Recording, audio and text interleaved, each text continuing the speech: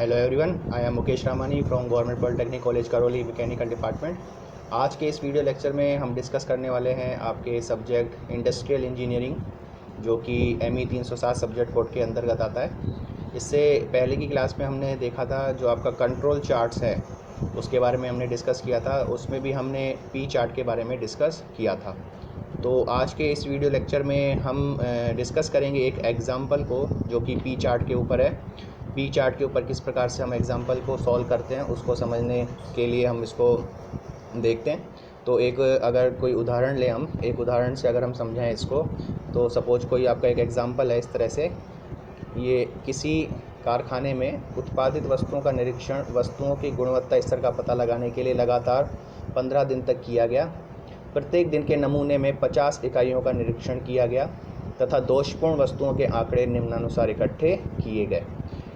ये हम अगर देखें, यहाँ पे लगभग 15 दिन तक 50 इकाइयों को लिया गया और उनका निरीक्षण किया गया, और उन 50 में से कितने दोषपूर्ण संख्या हैं वो आपको यहाँ पे दी हुई हैं। तो पी चार्ट में हमने यही देखा था कि जो सैंपल साइज़ है वो हमेशा फिक्स्ड रहता है। पहले दिन अगर 50 पीस ले रहे हो तो दूसरे दिन भी 50, तीसरे दिन भी 50, हर दिन वो 50 होने चाहिए, तभी हम पी चार्ट सॉल्व कर सकते हैं। तो इसमें पी चार्ट बनाने के लिए हमने पहले की क्लास में डिस्कस किया था कि पी चार्ट बनाने के लिए हमें किन शब्दों को यूज़ करना पड़ता है। तो मेनली दो नियंत्रण सीमाएं होती हैं, एक आपकी होती है उच्चतम नियंत्रण सीमा और एक आपकी होती है निम्नतम नियंत्रण सीमा। तो अल्टीमेटली हमें दो ये जो सीमाएं हैं वो निकालनी होती है, और उन सीमाओं को निकालने के लिए किस प्रकार से फॉर्मूले यूज़ करते हैं वो हमने पहले की क्लास में देखा था। एक बार फिर हम अगर देखें कि जो पहले की क्लास में हमने देखा था, तो जैसे हम पहले डिस्कस करते हैं, ये हमने यहाँ पे डिस्कस किया था। पी चार्ट बनाने के लिए सबसे पहले हमें चाहिए होता है पी बार। सबसे पहले पी बार से पहले भी आपको समझना है कि पी क्या था। पी आपका ये था कि किसी सैंपल में दोषपूर्ण वस्तुओं की कितनी संख्या है और सैंपल साइज है। सपोज़ 50 में से 4 दोषपूर्ण है और सैंपल साइज आपका 50 है, तो पी आपका हो जाता है 4/50। और पी बार निकालने के लिए आप हर सैंपल में से P1 P2 P3 को जोड़ के और जितनी बार आप ले रहे हो उसको डिवाइड कर दोगे उससे, तो पी बार निकलता है। उसके बाद हमने दोनों चीज़ें मेन चीज़ डिस्कस की थी, एक उच्चतम नियंत्रण सीमा और एक आपकी न्यूनतम नियंत्रण सीमा।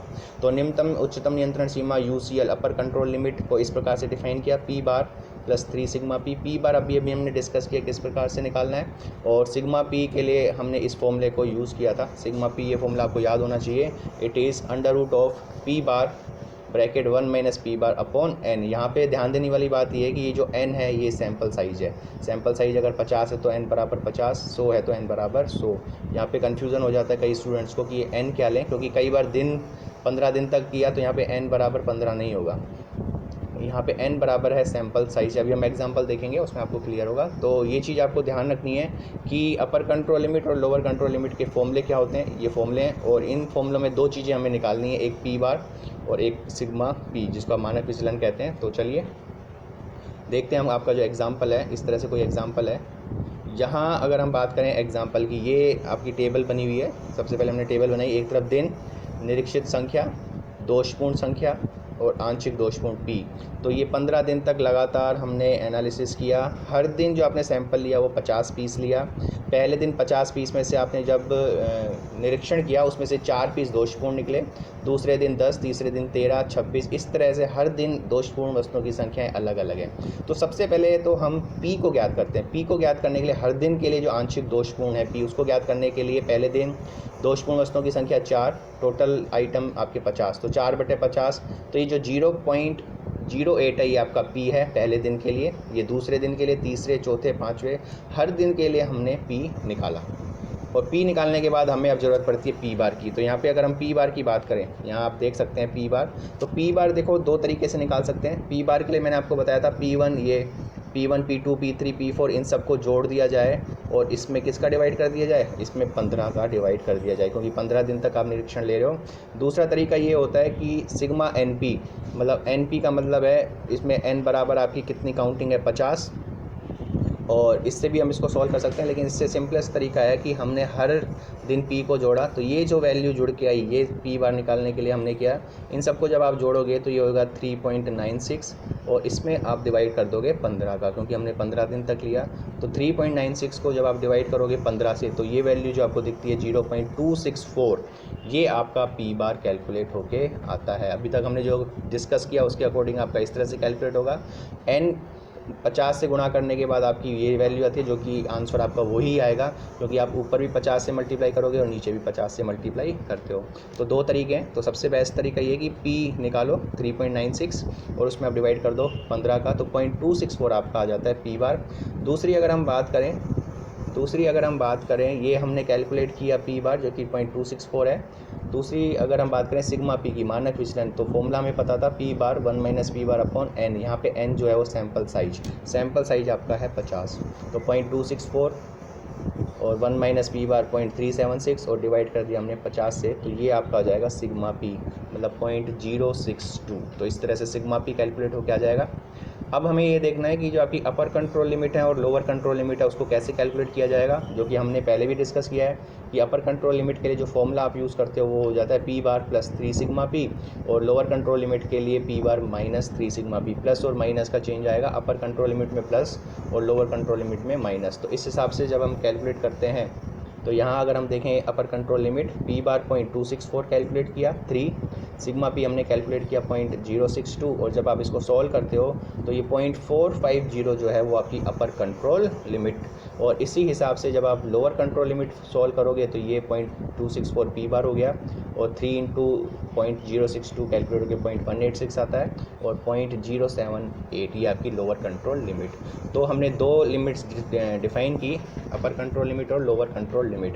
अब हमें ये देखना है कि जो आपके 15 दिन तक आपने एनालिसिस किए, जो भी आपके आंशिक दोष है वो इस रेंज के अंदर हैं या बाहर हैं।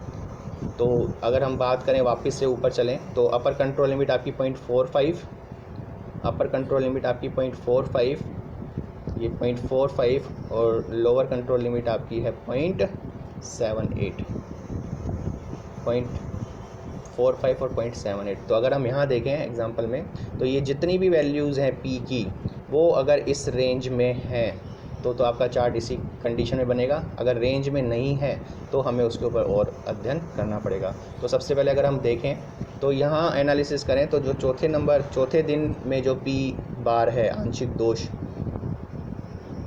या पी की वैल्यू जो आ रही है वो आ रही है 0.52 जो है वो इस रेंज में नहीं है, तो इसको हम मार्क कर देंगे।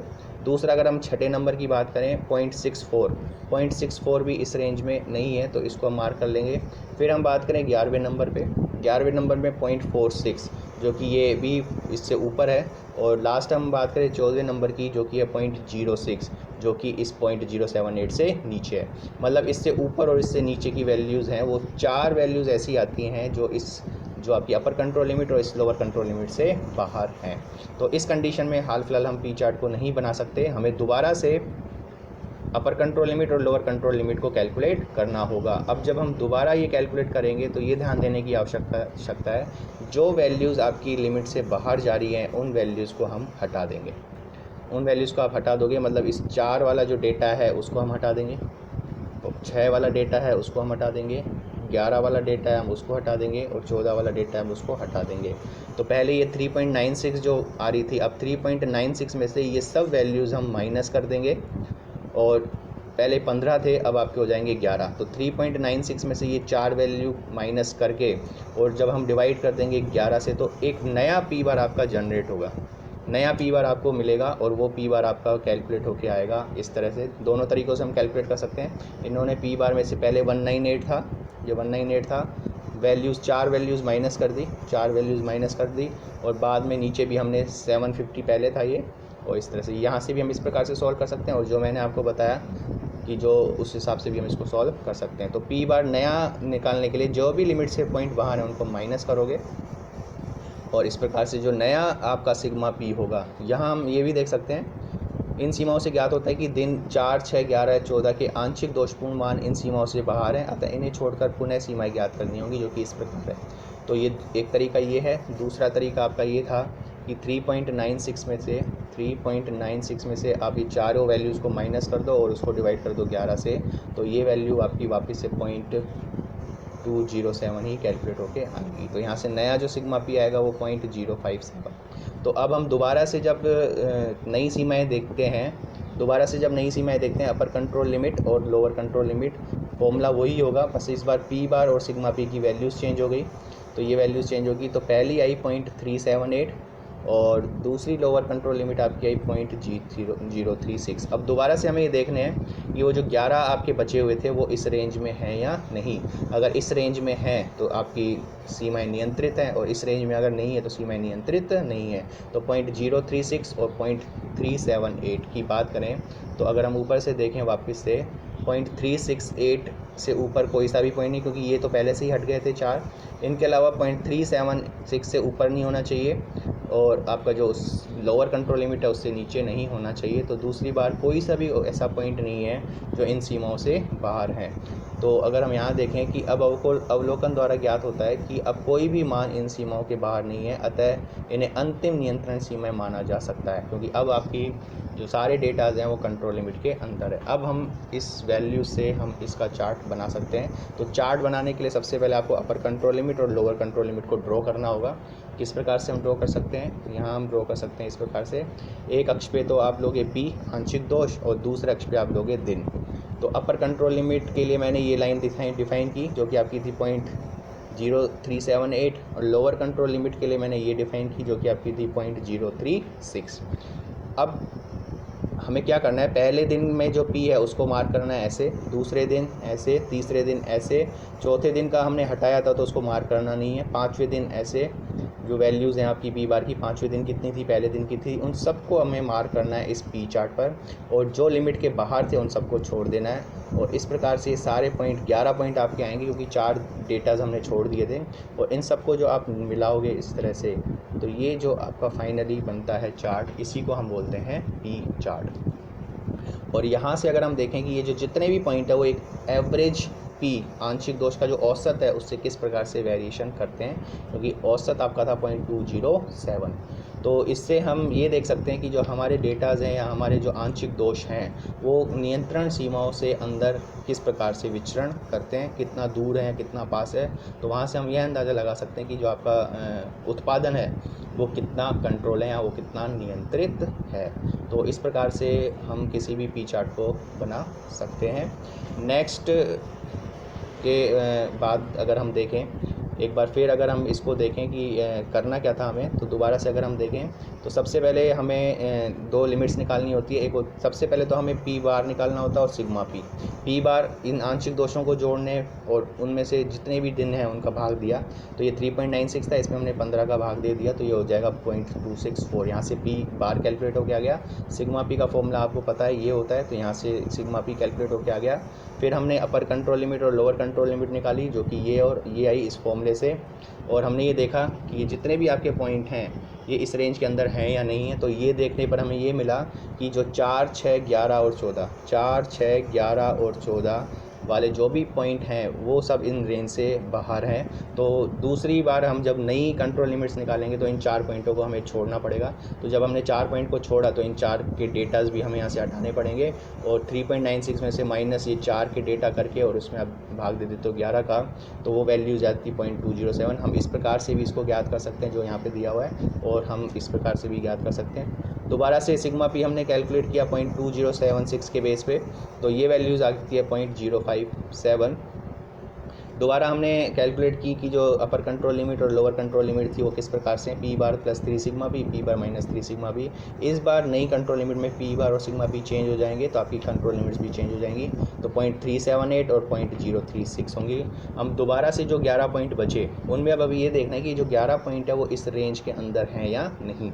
तो हमने ये देखा कि सारे पॉइंट इस रेंज के अंदर है, तो मतलब आपका जो उत्पादन है वो अभी नियंत्रित है, और हमें अब पी चार्ट बना सकते हैं। और पी चार्ट बनाने के लिए हम क्या करते हैं, एक अक्ष पे हमने पी आंशिक दोष और दूसरे अक्ष में हमने दिनों की संख्या को मार्क किया। पहले दिन आंशिक दोष कितना था वो मार्क किया, दूसरे दिन कितना था, तीसरे दिन कितना था, चौथे दिन का हमने हटाया था क्योंकि वो नियंत्रित नहीं था, पाँचवें दिन किया, छठे दिन नहीं था तो उसको हटाया। तो इस प्रकार से ये जो 11 पॉइंट आपको होंगे वो मार्क होंगे, और इन सबको हम मिला देते हैं तो ये आपका हो जाता है पी चार्ट।